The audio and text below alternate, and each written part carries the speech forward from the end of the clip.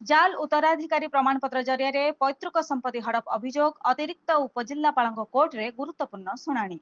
जाल दस्तावेज और मिथ्या तथ्य आधार पैतृक संपत्ति बिक्री और निजर आईनगत अधिकार वंचित करने नहीं शुभ्रांशु कुमार पात्र द्वारा दायर होइतिबा मामला रे एक बड़ सफलता मिली।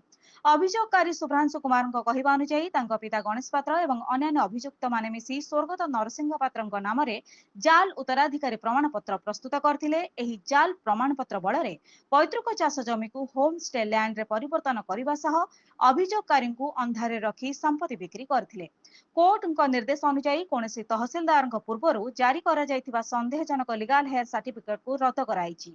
कोर्ट स्पष्ट करिसेंति जे एही प्रमाणपत्र भविष्यत में कौन कार्य ग्रहण योग्य हेब नाही। एही मामला रे तहसिलदार पूर्व आदेश को रद्द करने सह मामला पुणी थरे रिओपन करने एवं रेकर्ड ऑफ राइट्स रे आवश्यक संशोधन करने को निर्देश दिया जायछि। संपत्ति हड़प अभियोग पर अभियोगकारी बंधुक देखाई हत्या धमक दिया जायथिबा नै ब्रह्मपुर एसपी एवं जेएमएफसी कोर्ट रे अभियोग करा जाय अछि। एही घटना रे पुलिस एवं प्रशासनिक स्तर रे तदंत जारी रहिछि।